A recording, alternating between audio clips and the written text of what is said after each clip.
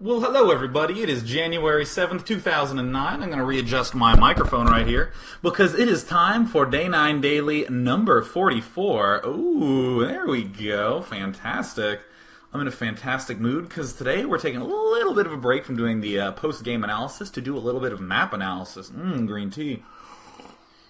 And I'm in an even better mood because I went to the gym and I was on the elliptical for an hour. Oh, I felt like such a hero because I did like the 30-minute thing and it was done. No one else was in the gym, so I was like, fuck it, I'm doing another 30 minutes. And oh my god, I felt so awesome. So, I mean, really, like, I've just been giggly and full of endorphins for the remainder of the day. So if any of you don't work out, I strongly recommend it. It's totally awesome. But before you do, I do need to say that when you start working out, it sucks, right? Like, everyone always pretends like it doesn't. They're just like, well, I just feel so good. Why doesn't everyone feel great? Because it feels horrible because you can only lift, like, broomsticks and everything gets inflamed. Like, I remember the first time I went to work out, my brother had been working out at the gym a lot longer than I had. So he was just like, yeah, Sean, here, take this heavy weight and lift it. And I was like, all right, cool. So my tendons right here along the elbow got, like, super inflamed. And I, like, couldn't bend them. I couldn't bend my elbows at all. It just hurt so bad. So I actually worked then as a cashier. And so my shoulders were screwed up and my elbows were screwed up. So let me just back up so that way you guys have this visual image. So I'm at the cash register like this, like some sort of mentally handicapped Tyrannosaurus Rex, and I'm like taking people's money and I'm putting it in, and then I'm sort of giving them their change back and stuff. And I swear to God, I've never had people be nicer to me than that day, right? Everyone's like, oh, God bless those equal opportunity employers. I even got people to be like, good job. Like, I just gave them their change. I'm like, here you go, $4.50. They're like, great job, buddy. And they like pat me on the back and stuff. Oh man, that was a good day. So, yeah, if you guys can make it over that hump of having the inflamed tendons, oh man, working out's so awesome. And without further ado, without further vamping, I just like to begin with a little bit of something non-StarCraft related, just to stimulate the juices for everybody. But let's cut right on over to StarCraft, because you know what? Let's not be ashamed about the fact that we are all nerds here. So let's go ahead and check out this map. So I just briefly want to reveal this map, because this is the one we're going to be doing today. I did a similar one like this for Fighting Spirit. So just everyone have match point in the back of your head. Just sort of look at it, go, what are the expanding patterns on this map? What is, you know, some of the overall little tactics you can abuse? What are strategies that obviously won't work and this sort of thing? So now that we've pondered that for a good 20 seconds. Oh, awesome. I want to talk about something after I rearrange my chair. Okay, just another random tangent. One of the wheels on my chair is broken. So, like, as I'm sitting, I'm always teetering towards the side that has the bustode wheel. But, you know, whatever. All it does is screw my back up. So, yeah, now I have that pointing forward. So here's the fundamental idea that I said in the analysis of Fighting Spirit. I'm going to say the exact same thing again after this sip of green tea. When you think about StarCraft, most people tend to think like this, right? Allow me to explain my diagram. This is the start of the game right here. They think of it as, you know, when you begin the game, everything's the same, and then it fans outward. There's all these possibilities. So, for instance, what a new player would do is he'd say, okay, I'm playing Protoss against Terran. I guess I'm going to open up with Dark Templar drop. So he opens up with Dark Templar drop, and then he says, well, when do I expand? So he figures out when to expand. And then starts having trouble against this push, and he says, well, how do I deal against that push? Okay, there's that. And then he starts, you know, basically creating this big mental tree where the top node of that tree is the start of the game, and then it just sort of trickles out into this ever-increasing list of variations. But that is not the correct way to think about StarCraft, I feel. And if any of you are in this boat, go, oh my god, am I screwing up? Allow me to tell you after some green tea. Oh, it's tasty. Oh, it's just a little bit bitter. So, here's the idea. It's what I call mid-game convergence. Things tend to converge in the mid-game. You have very similar looking mid-games. Classic example is Zerg vs. Terran. Zerg generally has 3 bases with 3 geysers. He might have 3 or 4 hatcheries, and he has some mutalisks, lurkers, and lings, and he's teching towards a hive. This is like every mid-game in Zerg vs. Terran. What does a Terran have? Well, he has his main and his natural. He has 5 barracks, 1 factory, 1 starport, and he's just about getting ready to make his first push. Yeah, there might be something like a few turrets were in there, but, you know, all that is just about happens the same way. You know, he'll have 1 engineering bay, probably on the way to his second one. Sorry, for some reason this is really tasty today.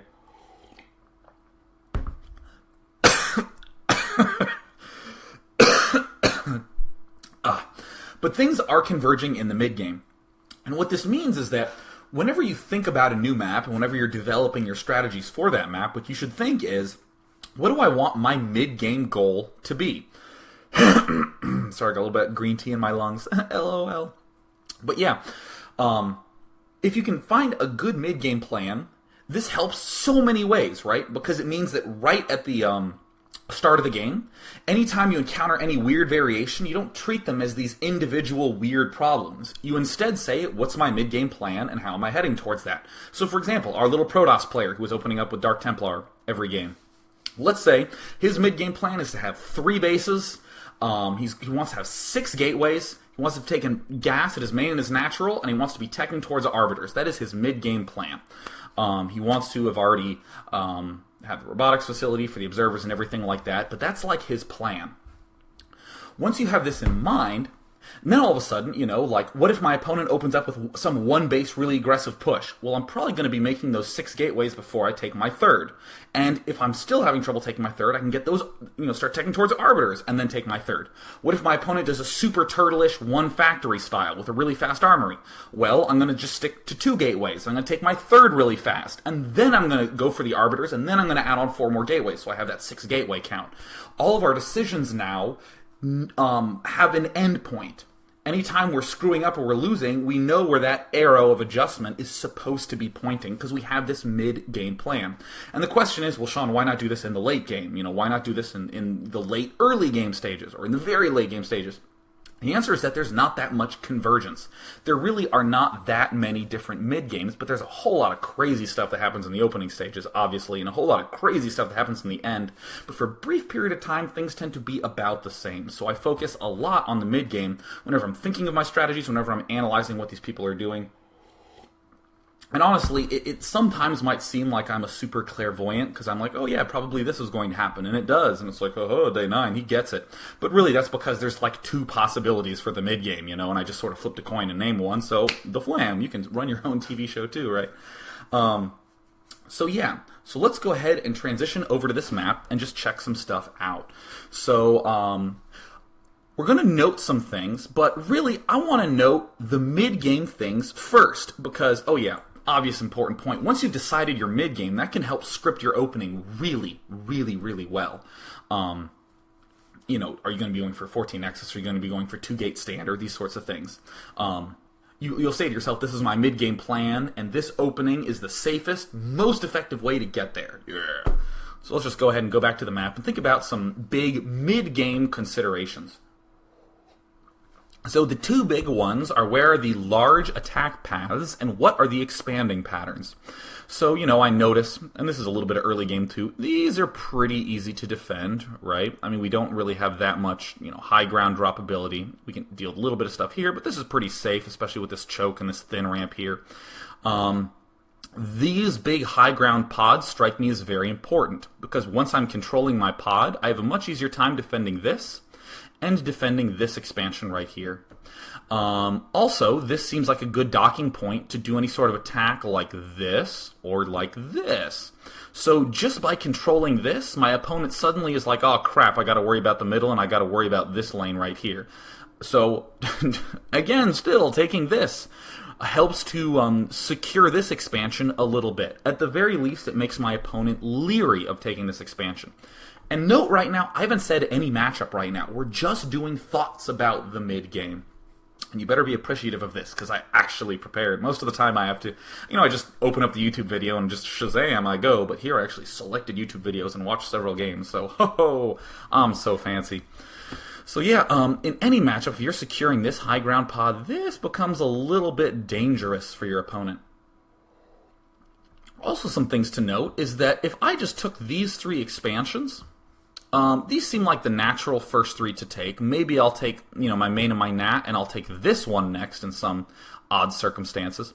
That's another thing I want to note about the expanding patterns. If I take this as my 3rd, look at this. Notice I continue to make this inverted triangle right here. This is a very important shape, whoops, because it means that dropping from below, at the point of the triangle is very hard because this expansion is defended. Dropping from this way is very hard because this expansion is defended. Really, the only way you have to drop into the main is this little narrow path, but you're obviously going to have units bouncing back and forth between here. So it's a very drop-safe sort of positioning, which is going to become very important when we discuss Protoss versus Protoss. So yeah, this is a good expanding pattern to note. That's we're probably not going to be taking this expo if we're spawning over here. There are circumstances in which, it would be reasonable, if we curved up like this. But we would have to be super, super aggressive because the way we would defend these 4 expansions is, ta-da, by controlling this high ground pod, our opponent's high ground pod. So this seems like a very important formation to me. These expanding patterns seem pretty good. And now let's spend a little bit of time discussing some tactics that we can see. Really, the only super notable one is this little space right here by our natural expansion. Tanks can go here. Lurkers can go here. You can walk a Stormer up there, a.k.a. a Templar, but it's fun to call them Stormers.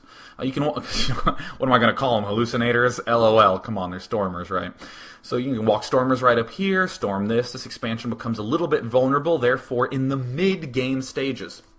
There's obviously going to be some rushes that you could do, like Terran against anybody. The Terran could go 2-factory and push right there ultra quickly, but we can sort of discount those because, for the most part, you should be able to hold these off with whatever build you construct, but the big danger, though, is if you do some sort of screw-up in the early game, your opponent can just walk over here with tanks, or Stormers, or Lurkers, and punish the shit out of you. A great example is Up Magic vs. Perfect Man that we looked at on the Day 9 Daily, not so long ago, where Perfect Man opted to do this expanding pattern in Protoss vs. Terran, right? He snuck this one up, so obviously he's like, oh, I'm going to defend this. But he did this with a very, very low gateway count. So Up Magic just went doink and just moved right here and then cut the Dragoons off, planted some mines here and here, and tanked up this area and punished it really hard. In Zerg vs. Protoss, another great example is, when the Zerg has these 2 bases and ends up taking this one, and I'll come back to the why Zerg's taking this one in a little bit. But, the Protoss player moves up like this, the Zerg's getting ready to defend this, he's turtled back a little bit, he's turtled back a little bit here, so Protoss moves like this, and then just sort of goes, and then moves up here, and storms these guys, and then just sort of waltzes back out. He doesn't have to commit to any attacking, he can use his big army to control this key position, and he's going to be in fantastic shape. I also want to talk a little bit about this expansion. This expansion is kind of awkward to defend. For a moment, let's pretend we're here. I didn't want to do it at this expansion because the oh-so-wonderful Kespa logo's right there. Oh, look, that's a fun little shape to make with a mouse. The nice Kespa E for evil. If we take this expansion, it's not as safe as it might seem, right? It's actually a little bit awkward to defend, largely because this ramp is so thin, right? I mean, so let's imagine Zerg vs. Protoss for a second. Again, I said I would come back to taking this expansion as our third. We have our main, our natural, and we've taken this. Again, not saying why, I'll come back. And, a bunch of Zealots run like this. If we try to run our Hydralisks up like this, we're kind of cut off in between this base, and once the Zealots do get up, it's hard for our Hydralisks to kind of penetrate up this high ground, and the Zealots can do a lot of damage if we're not adequately defended. Even if, the Protoss takes his Zealots and wanders up like this, if we run our Hydralisks, or whatever units we have to defend up this way, he can still take his Zealots and wrap like this and kind of kill this off. So in a sense, the Zerg player needs to be very careful about positioning and having good scouting along these locations. Even in other matchups like Terran vs. Protoss, if a Protoss works his way up here, it's really hard to funnel Terran units up there. They're pretty safe, but you can get a surprising number of Protoss units up here. This is why a lot of Terrans like to wall this area off. Yeah. Last thing I want to talk about before we start really checking out some games is this North and South expansion. Ooh, these are weird expansions to think about. So generally, and when I say generally, I mean like maybe 55-60% of the time, a very just barely majority. If we're taking these expansions like this, actually, let's just focus on these 3, right? So these 3 are pretty straightforward to take. The natural obviously is easy.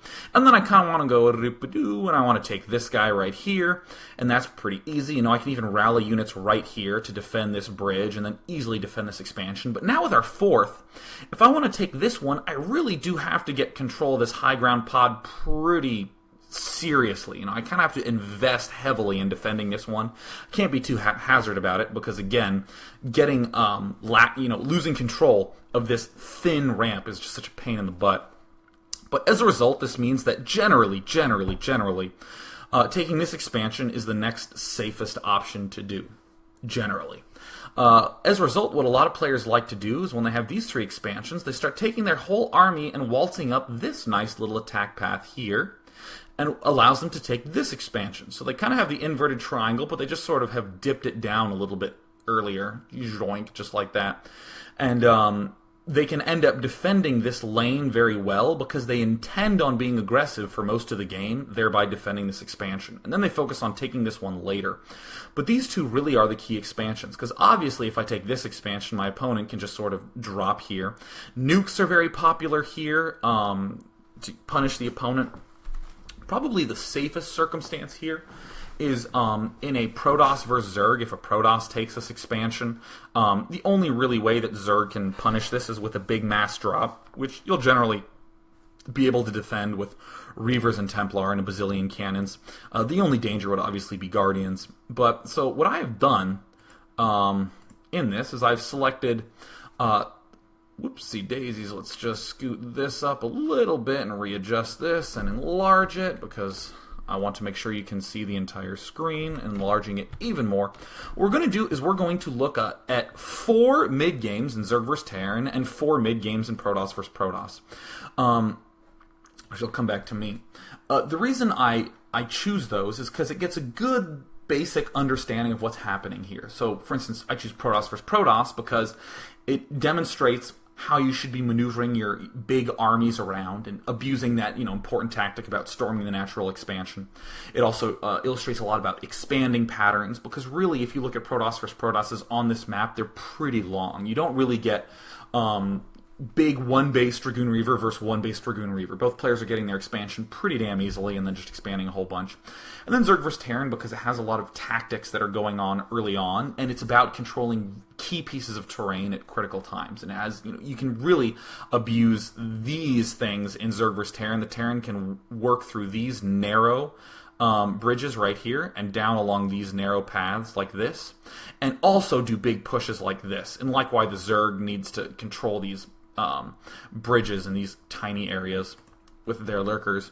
So, again, one of the biggest important things consistently in all these games is to think about expanding patterns. So again, I'm doing the mid game of all these, right? Actually, this is a little bit earlier than I want, right? So the reason I'm doing this is because actually in a lot of these games, I'm going to point out what happened at the outset. I want you to realize how much it doesn't influence the mid-game. I want you to just think about the mid-games. That's why I'm leaving a lot of the early stages out. So in this game, we do actually have some Vulture Harass that happened early. This is Shine versus Hwasun. And so here's an example of a mid-game plan that I kind of dislike, to go for this 3-hatch. And again, that's not part of the mid-game. That's obviously part of the opening. And we have the usual tech to the Spire here. But I wanted to open up with this example because it demonstrates a kind of traditional Zerg style on this map that ends up being not so good. So we see the Zerg doing everything as normally as can be. We have some Mutalisks coming out, but this is what bothers me. Going right into here, we have a 3-hatching player who's taking this expansion and is now going to be going Lurkers. So we see the Mutalisk Harass coming in. And what bothers me again, I'm not going to pause it, but what bothers me again is that this expansion is pretty damn cut off from these 2 expansions. Unless you can get really good control of this high ground pod with a whole bunch of lurkers, and even then you have to worry about guys coming up here, guys moving around here, and I'll pause it once again because I actually do want to illustrate this point. Normally, with an expansion, you would be able to defend the ramp with 2 lurkers, but there's 2 ramps here, so you obviously can't do that. So you need a lot of defense up there. So, we see the Mutalisk Harass, and so let's look at this. This looks pretty good. He's taking out some Marines. He's not overcommitting because he's going 3-hatch Mutalisk. And generally, your opponent will have almost range for his Medic Marines, so, don't want to be pushing in too aggressively with that. We have lurkers here. Everything seems nice and normal. And there's actually lurkers at the front. Oh, fantastic. And look, oh, no turrets. So doesn't this look great for Shine, right? Doesn't this look amazing? And this is the problem, is way too many players obsess about this sort of thing, where they're like, oh, I had lurkers at his front. Unfortunately, they died, but let's pretend that they're still there. They'll be like, oh, I have lurkers at his front. Oh, I'm killing off his SCVs with Mutalisks. I am the best player in the world. And they start fantasizing about winning the on-game net Star League, and they think that they really get it, you know. And then all of a sudden, this sort of thing starts happening, where all of a sudden, uh-oh, our lurker contain's broken, and look at the aggressive path that we can take. Just zook, right like that. We are allowed to take this path as Terran, because we're just going Medic Marine Vessel in this army. If we had tanks, we'd probably have to do this path, just because we need to make sure our tanks don't end up in some sort of weird, ugly line formations, or get stuck in some position that we don't want them to. Medic Marine is way, way, way mobile. But look at this. The Terran just walks up here. This shows pretty much a collapse of the Zerg's mid-game. So let's again reiterate what the Zerg's doing. He's taking this, and he's just doing a normal tech towards Hive. You can't really see it here, because, it's not a replay. I can't go down there. I wish I could. Oh, I wish I could. But yeah, look, now he's going to lose this expansion. And look at this. So see, look at all these blue units on the mini-map. Ugh. Oh, God. Here comes the Lunker. Going to do a little bit of damage, but this is a pretty big loss for Zerg. Even if all this does end up losing, we see the vessel running away. Notice he's running the vessel away early. Little, technique there. Because always remember, if you do it once, it's a trick. But the time you do it twice, now it's a technique. So that's a good little technique to run the vessel away. We only have about 4 or 5 Marines left, and we're pretty sure we're going to die. But yeah, see, look, we've already teched to the Hive. So now, in a normal Zerg vs. Terran, after we win that, we want to be taking our 4th. So the Zerg takes it at the only reasonably defended 4th right there. But, we have the Defiler tech coming out as an ordinary Zerg vs. Terran. But the problem is there's just too many friggin' paths to defend. There are so many attack paths. Oh my god, there's so many attack paths. So look at this. This expansion's going to fall because we didn't have control over high ground pod well enough. Just skipping forward. So all this stuff is the mid-game, and clearly shines not in a good situation, right? So that's the important thing to note, right? Again, just thinking about the mid-game, doing this traditional just taking my 3rd gas and then going straight for Defilers doesn't quite seem to work. So what I like is this opening that Calm does. This is Calm against Fantasy. I'm trying to get it to play. All right, I'm going to have to drag it a little bit. There we go. Which is to open 2 Hatch Mutalisks. And then we put a little pressure on our opponent. But what we're going to do is we're going to take this 3rd, all normal style. But as our 4th hatch, we're going to take this expansion right here. And we're going to defend against the mid-game push, not with Defilers, but instead with a very big, just mid-game army. Just by having a lot of stuff. Just a lot of Lurker Ling Muta. So this is what's nice about this little plan. This is still part of the early game stages, going 2 hatch Mutalisks. But what we're going to see is that in this game and the next game we're going to see, the Zerg player gets the +1 Carapace upgrade. The Zerg's mindset is, I'm going to be low on larva for a little while, because I'm going to be spending most of it on drones, and each new hatch is going to be at a new expansion. So since I have limited larva, the maximally effective unit is going to be Mutalisks. So I'm going to use Mutalisks to defend me. Another great example of this. If you want to watch a quick game start to finish of exactly what I'm talking about, watch Flash vs. Zero recently on this map. Excellent thing. So we know we're going to want Mutalisks to defend our nice spread out expansions. So why not open up with 2 hatch Mutalisks? We put a little pressure on our opponent, right? So now we're starting to see how we develop an opening based on our mid-game plan. We focused on getting these 4 bases. See, look, there's the 4th hatch at the 4th base. They're all spread out. We need something mobile, like Mutalisks, to defend it. So we already know kind of what we want to be doing in the mid-game. Notice no Lurker, nothing like that. No Hydra Den, no Zerglings. Just going to be doing this. And these Mutalisks, because they're so key, why not just go 2 hatch Mutalisk? We get to put a little bit of pressure on our opponent, we get to damage him a little bit, and it transitions so smoothly into what we're trying to do. Oh man, I love watching Calm play. Ooh, it's so fancy. So let's actually just drag forward a little bit. See these Mutalisks, not trying to be aggressive, playing defensively, trying to get everything set up nice and well in this mid-game sort of position. Oh, by the way, this is Calm vs. Fantasy. Calm vs. Fantasy we're watching right now. And see these Overlords spreading out right here. One of these is just getting dragged from this Muta pack, but these other 2 are just in a really nice positioning to watch these attack paths These are pretty significant, these walls. You can position some overlords and hit with mutalisks along these walls in the middle, and it's pretty damn fun. So what we're going to see here is just more mutalisks being made. A ton of mutalisks, and only now. Holy crap, that's late. Or so it seems. But it's part of our mid-game plan. The mid-game plan allows for it. And we see, you know, some more mutalisk harass going on here. This is great. Fantasy's getting to do his own thing. More mutalisks being added. Oops. It looks like everything died here. I skipped by it. But see, now look, this is what these mutalisks are really being used for. And in the meantime, notice that there's another hatch being added on here, excuse me. There's going to be a 6th hatch being built there. So we're going to have a massive Lurker Ling army. I forgot to mention a little bit earlier. Actually, I'll just mention it right at this stage here.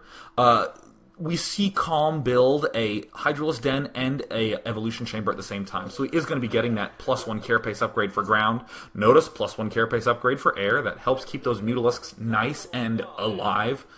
Against this little troop. So here we go. Calm finally manages to demolish this little group. Nothing that can be done if your name is Fantasy. And, ooh, awesome. Look at this. This mid-game focus has helped us so much. We knew exactly what our plan was. Even with some sort of early aggression, there's going to be another hatch coming down there.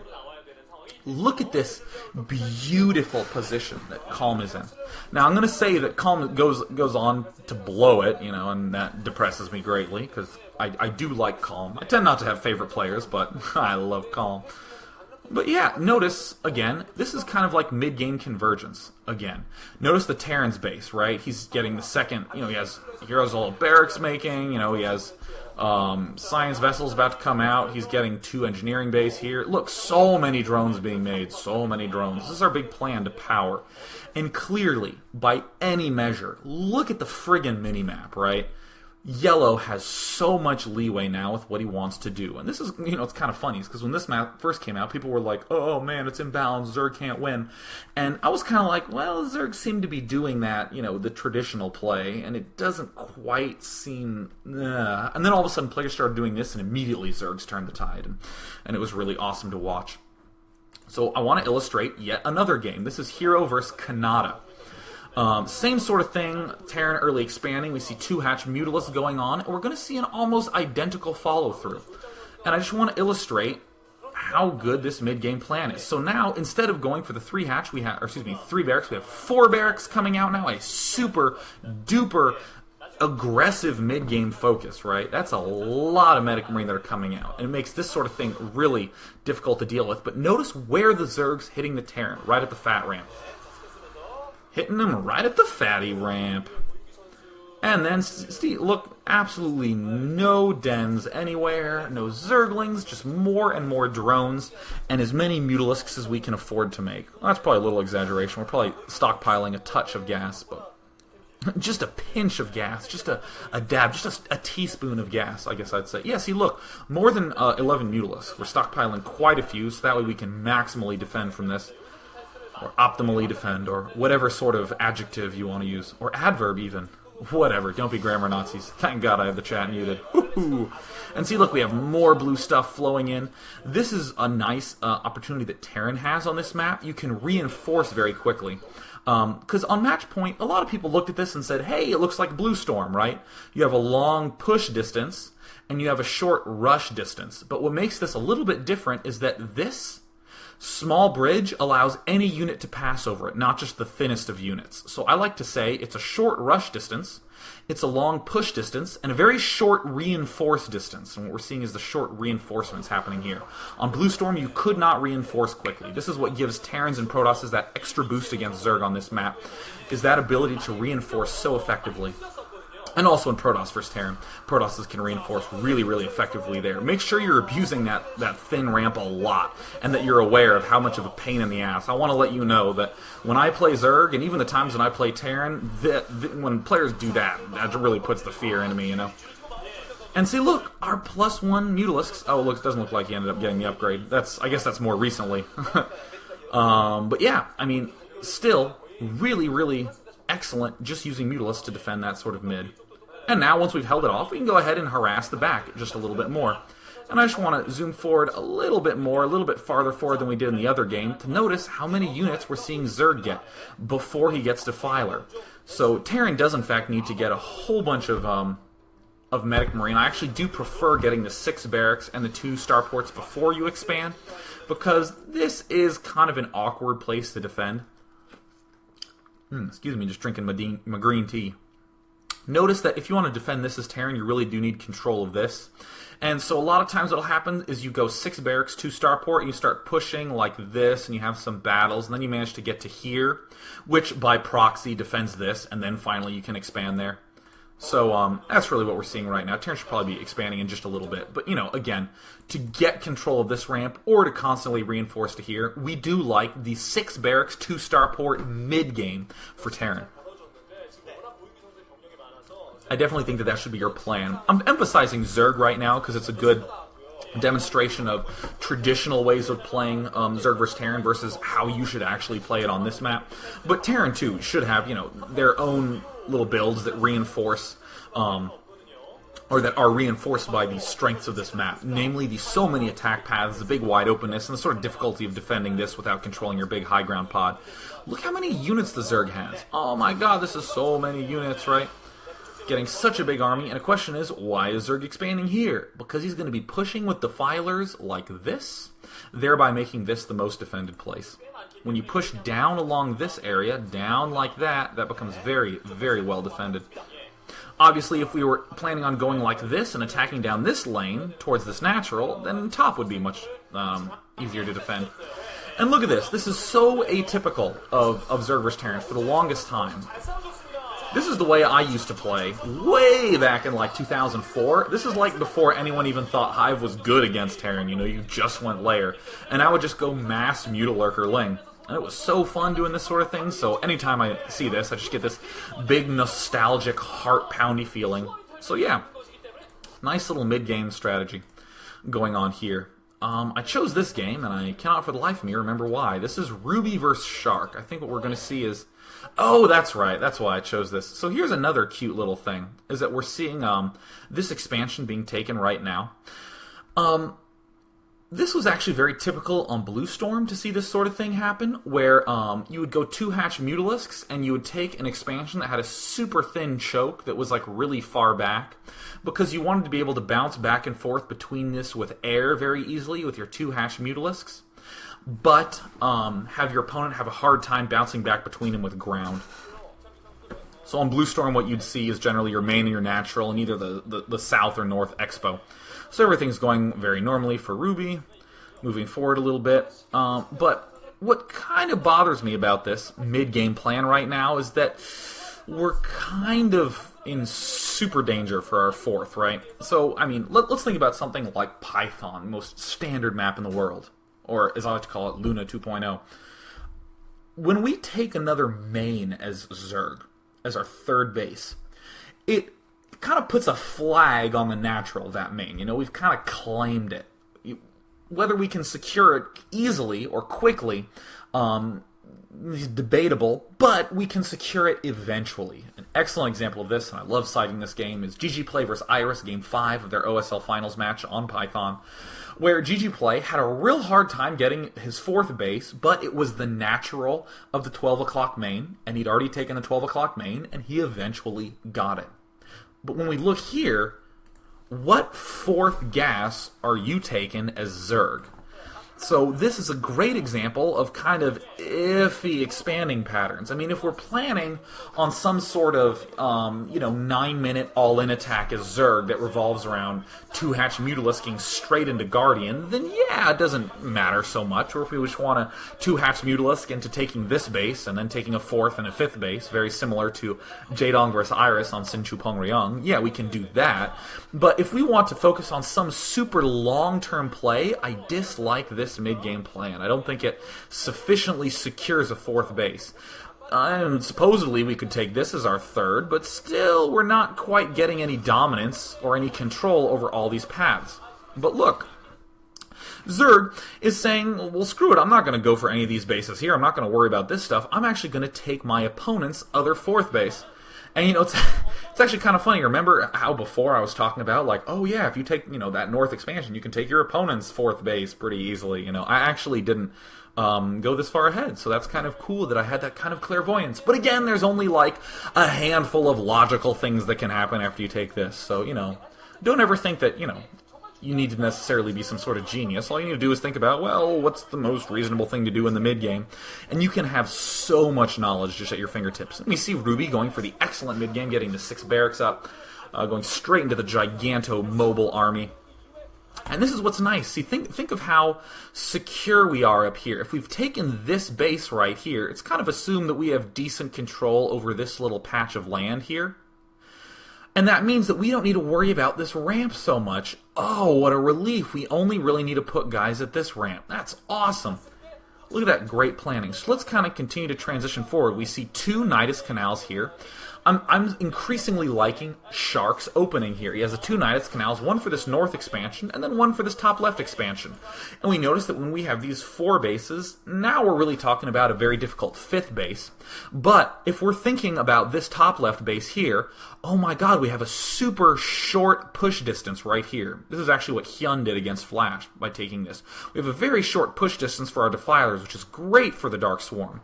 So probably what Shark was doing when he was looking at this map is he said, hey, if I took this base, I'd have a pretty short push distance. You don't really need anything sophisticated when you develop a mid-game plan. You can just say, hey, look, cool, short push distance. So I guess I need to take this thing early. I can accomplish that by going 2-hatch Mutalisk and then taking this and turtling. And then I'm harassing with my Mutalisks. I'll take this as I'm getting Hive, and bam, I have a mid-game plan that is now happening. So yeah, then we have a tech to Guardians is good, because these Guardians defend these 3 bases super well. We're seeing a very fast push available as an option for the Zerg pieces. Unfortunately, these Wraiths or Wraths come out, and we see the Mariners bouncing all over the map. So kind of a cute little transition by Ruby to get that many Wraiths. Probably something that you should think about if you're ever going Guardians, is how you're going to actually deal with the Wraiths. Yeah, there's a Guardian. So yeah, they're dying and that sort of thing. And then what we're going to see is that Shark does manage to take out this expansion. And now we're just starting to crumble as Zerg. Where do we take this? We're kind of risky by taking this bottom base, because we can't really go to this bottom right. It's kind of difficult. We're starting to see the mid-game kind of fall apart. Terran can continue to abuse Zerg through all these attack paths, and this is what I like to call the crumbling of our mid-game plan, right? By the fact that we weren't able to secure that top left expansion to all our really fun pushes, we're kind of just like, crap, whatever. And then, at that point, you should have a backup plan that you spent like a minute thinking about. But the last thing you want to do in StarCraft is put extensive thought into what you do if you fuck up. Because what you really should just be trying to do is to not fuck up, right? You should assume that you are so good at StarCraft that you can just not make any mistakes.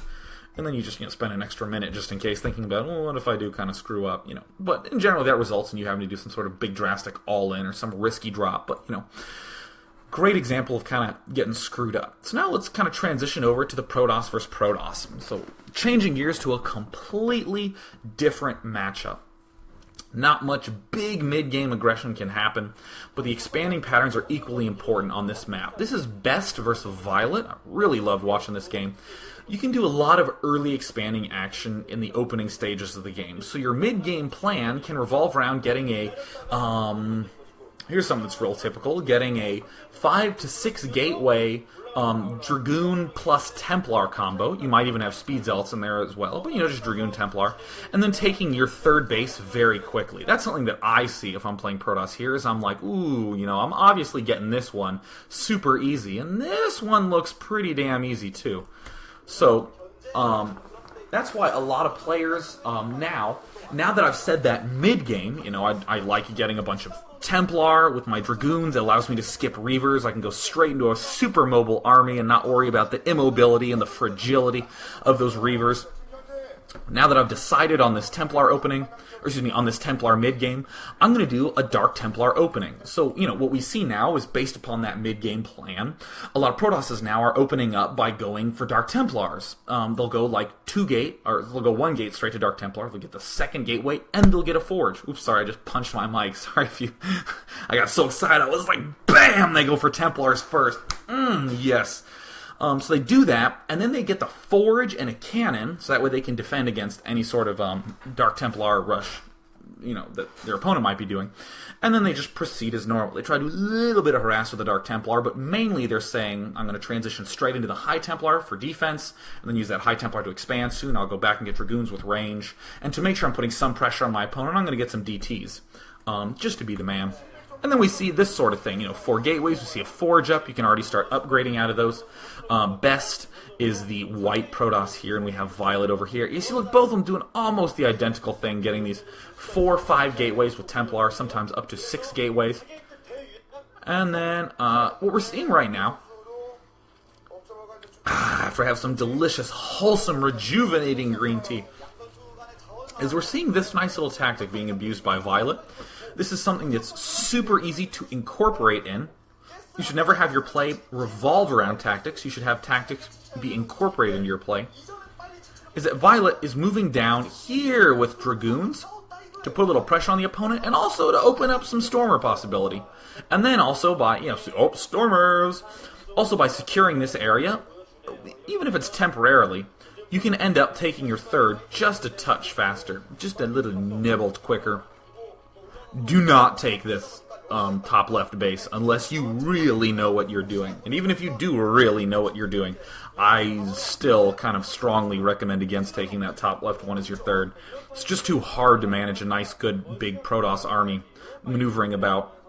So in this matchup, a lot of times you won't be able to get your expansion that quickly. You do tend to need 5 or 6 gateways. You can get away with 4, though, which is why I chose to mention it early on. But you do generally need a pretty decent amount of gateways. But then look, you see we already have a little Probe there, getting ready to position himself. And Violet is doing a good job moving around this center of the map, getting ready to abuse that little narrow alley. Or to dare say, control his opponent's high ground pod. And we have the best, see also on 6 gateways. 6 gateways is a good little amount that allows you to get quite a few units, but still also end up getting enough money for that expansioner. And obviously, one of the biggest things mid-game in Protoss vs. Protoss is this area. It's begging to be storm dropped. It's begging to be just, storm walked over to right here. Very, very vulnerable. And also, controlling these high ground pods is super important in this matchup. So important, you hear me go to the 2nd octave above my usual speaking range. Super important to take these. Because look, right now, Violet is getting to attack downhill. And notice that he's not committing to this attack in a lot of circumstances. Right here, we do see him move forward because there were clearly not any Stormers right there. And he had a nice big concave there. But a lot of times he'll just sort of poke down there, see a bunch of units, and just sort of bounce back and forth because it denies your opponent's third. And as usual, expanding as we attack. Expanding as we attack is the most normal thing to do in the universe. And here we have a nice little push coming up. We have Stormers ahead of our opponent, so occasionally we can get these sort of timing attacks in. I didn't actually go this far into the game, so I think it'd be kind of funny if Best lost right here in the mid-game. But this attack that Violet just did, this is good. Obviously, it did a lot of damage, but imagine for a moment that Best was in a little bit better of a position. He was a little bit better entrenched in a nice concave and had some Stormers there. This attack still gets a good amount of space and control over the middle of the map, denying our opponent's third and letting our third get up. So that's what you should really be doing a lot of times when you have these timing pushes, is you should have some extra little thing you're going to do with it. So, here we have the Protoss moving up here with this attack and expanding at the same time. In Terran vs. Protoss, you might do a little attack that could push up and kill the expansion. A lot of times it doesn't. And when it doesn't, you can get a dropship and then drop your opponent in the back. It opens up this window to do a very effective harass, far more effective than normal. And see, oh, there's the Storm Walk. Anytime you have done a lot of damage and traded armies, not that like you did an attack, did damage, but then died and your opponent immediately got center control. But where you got to back off and had some stuff, abusing tactics. On any map, any tactic you can think of. All tactics become stronger when your opponents have fewer units, because they have to spread themselves thin, worrying about stuff in the main, worrying about stuff at the front.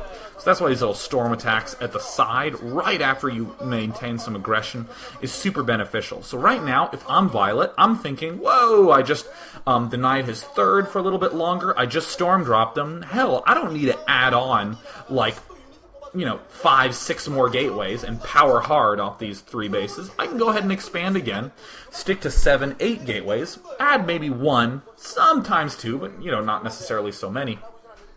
And just maintain a secure position. Yeah, look at this, going for upgrades. Beautiful. Because what we're saying right now for in Violet's position is, I got an advantage now in the mid-game. No reason to try to win it now in the mid-game. All I have to do is win it in the late game. So let's get some upgrades for some late-game advantage. Let's get some expansions for some late-game advantage. And we see Violet, look, maintaining his half of the map after this early little push-out, expanding to the top side, and getting control over his opponent's high ground pod. That doesn't happen too often. We're able to do all those 3. Generally, you can get the upgrades expand, and you kind of have to hug back on your side of the map. And, if you're really raping, no reason to stop raping. But yeah, see, that's what I really wanted to point out here, is that this big attack allows for that expansion. Very common sort of center timing push. And you see we're here seeing the same thing again in Movie vs. Call. This game was awesome, right? We just saw, right at the actually start, let me rewind back a little bit. Oh, getting the loading screen. We saw Call do a little bit of damage here. There's Movie. Oh, he's just looking bummed out. Pobre Movie. What we're seeing here is with any early push, right now it's a 4 gateway push, with these Dragoons. Yeah, there was some trading that went on. We lost some probes here as Movie, but then look, the expansion coming up. And see 4 gateways expanding. Sometimes you can get away with it. And now we see 2 more gateways coming up. And then there's even more gateways coming up right here. And what we're going to see is Call just being aggressive in the mid-game. We see him there, adding up to 9 gateways. And also continuing to set up an expansion here. Notice what he's doing. Just taking control of his high ground pod, expanding along, getting some upgrades. Looks like he's going for more gateways as opposed to more forges. That's fine, you can go like 8 gateways and add on a forge, or add on a second forge, I should say. Wow, really spiky hair today. You can go 8 gateways now on a second forge. You can do what Call's doing and go 9 gateways. But notice that he just did a very simple early push. Whether it did damage or not, in this game it did, but in practice, whether it does damage or not, you're still ending up taking this third base relatively quickly. That's what's nice about any sort of early push around that. And notice that this mid-game plan, even though it looks different here, a lot of people will say, oh man, Call did something completely different. He moved out with Dragoons early and did some sort of thing. Oh yeah, by the way, this is bad. You don't want to lose your shuttle. No big deal though. So a lot of people look at this and be like, oh, Call, he's doing something completely different. He did a Dragoon rush, and it worked really well. And in the other game, both players sort of sat back, and Violet pushed out with a big army. But notice that in both cases, whether you're Violet or whether you're Call, you're still taking that third pretty damn quickly. That's your whole goal. Whether it be with a big rush to secure the third, right there, that nice, juicy, easily takeable third, which thereby gives you an easily quick takeable fourth. Whether you do that with a rush or whether you do it with a big mid-game push, no big deal. Either one's fine. And we did see a mid-game drop attempt by Movie, because again, those tactics are so big in the mid-game. And then just pure onslaught aggression. That's what these 9 gateways are allowing you to do. And so here's another thing to note about just the way this looks. So let's count these Dragoons. 1, 2, 3, 4, 5, 6, 7, 8, 9, 10, 11. So... Man, I didn't just count it. I got really into counting those things, man. That was fun to count to 11. But notice this is 11 Dragoons. That's not really that many Dragoons. But think about what Call was doing. So Call's mid-game plan kind of had 2 stages in my eyes. So the first was the rush into taking that quick expansion. But then what he's going to do is, this is very common in this matchup. You get a bunch of gateways, and you stop making Dragoons, and you just flood Zealots and Templar. Because the Zealots and Templar are obviously much cheaper than Dragoons. And what we see right here is Call doing a second big push. Right at the start of the mid-game, he did a Dragoon push to secure the third, and then after the third, he's doing a second big push that's helping to secure his fourth. We see his fourth coming up right here, and look at so many Zealots here. So 1, 2, 3, 4, 5, 6, 7. There's an 8th and a 9th actually off the screen. Ah, spiky hair, so much focus. So that's one wave out of his gateways. And then what we're going to see is the second wave of Zealots come out right here, and then just straight up pushing, right? Just 2 waves of Zealots out of the gateways, and just another big push. Yeah, and the second big push does end up winning it, but again, a lot of times it doesn't. A lot of times this early attack against the Protoss' natural wouldn't have done this much damage, but Kull still would have gotten this third base up. Then he would have had 9 gateways, and he would have done a big Dragoon Zealot push, probably taking control of his opponent's high ground pod, and then taking his 4th. So let's go on to yet another Protoss versus Protoss, because I'm on a streak. And see, look, all these Templar. This is pure versus movie. Movie is the orange Protoss right here. And so I want you to see here that, you know, it's very clearly a Templar opening from both players. Look how many Templar there are, obviously. Yeah, and see some tactics being abused right here, trying to get in that good little juicy spot right outside the natural. But here's occasionally where you'll have mid-game deviations if you're movie. So, for instance, your mid-game plan may have been similar to Kull's. You know, I'm going to get somewhere between 4 and 6 gateways, and then I'm just going to take my 3rd, and then do a big push after that to secure my 4th. But sometimes when you're in this position, you can't take your 3rd. As we can see here, we have Pure right outside Movie's base right here. What sometimes you might have to do is add on a whole bunch more gateways. That's what we see Movie doing right here. Hopefully we'll get a look at that if the observer is nice in manner and ends up helping me out a little bit. We see a lone Dragoon just doing his own thing, because when does a Dragoon not just decide to do its own thing? We see a shuttle not dropping at the back, at the mineral line, but instead at the front. Kind of a little funky thing going on here. And Movie's, you know, doing a good job of defending. No real big risk here. Pure trying to do this attack. I don't really like this attack because it's kind of weirdly timed. You know, just kind of trying to waltz in here and kill our opponent. We don't have any expanding going in here. We don't even really have that many units as Movie. God, excuse me. We don't really have that many units as Pure. And Movie's obviously in a very good position. So, again, I just want to point out that on the minimap, we see a whole bunch of things there for Movie. So, at this point, you're probably just thinking, yeah, this looks like a normal game where Pure just attacked and it didn't work, and yeah, why did Pure do that? But here's the thing that I want to illustrate. This is the importance of thinking about the mid-game and of having a mid-game plan. Movie actually lost his Nexus to Dark Templar in this game early on. So right now, I'll just say that the YouTube video are at 21 minutes and 43 seconds. Generally, we get the opportunity to see that in most games, but went back a little bit too far. But I actually want to show you guys where this Dark Templar loss actually happened. Because this is what throws a lot of people off, is they become obsessed with the early game. That's specifically why I chose this game, is because look at this. There are Dark Templar in Movie's base, killing things off, doing the damage. And obviously this is not good. We don't want to, you know, be in this position. But Pure should have a really good follow-through for this. Pure shouldn't just be like, oh, I want to just do an attack. So, oh my god, Movie's Archon's so desperate, killing off his own probes. This Movie's feeling really bummed out. You know, these Dark Templar are doing so much damage. But then let's just skip 6 minutes ahead right now. To the 21:55 second mark. Yeah, look at how good of a position Movie's in. That's because Pure did this dumbass attack with no focus on the 3rd expansion, with no good follow-through into the mid-game. And now, Movie's just continuing with an extremely normal mid-game plan, taking his 3rd as he pushes. We see Pure trying to do some drops here. There's actually a very effective... Alright, I guess we're friends. Yeah, we actually saw a very effective storm drop right here for Movie, and that is something to do whenever you're really far behind, like super far behind. You either need to hope your opponent does a dumb move, which is, you know, what Pure did, or you need to have a very effective storm drop, or you need to do some sort of hidden expansion or something like that. Storm drop's obviously very nice on this matchup. You do have to worry about spaces behind this mineral patch and spaces behind that expansion. But continue to look at units in the middle of the map for Movie. Movie's just pulling back and going to his big high ground pod once he sees this big army come out. Notice he was getting all aggressive and being like, ugh. Movie was like, oh, you know, he's moving throughout the center and everything. But the instant these guys come out, Movie's like, oh yeah, just come out into the middle, because I already have a lead in expanding, so I'll just take my high ground pod. No, I am not ready. I'm going to tell him in Ah! God, I got to turn this off in just a second if people keep talking to me. Um,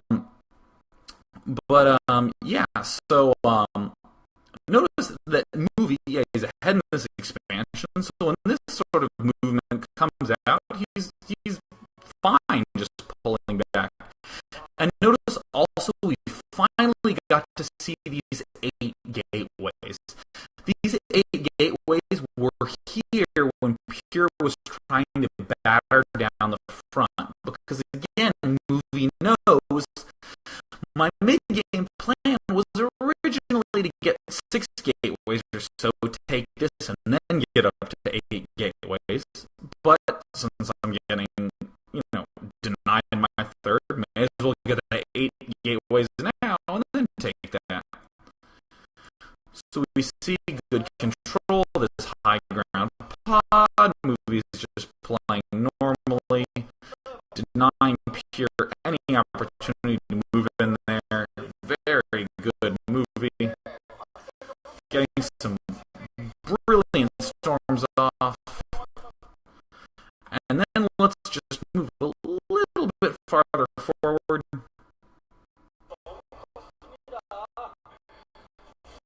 And yeah,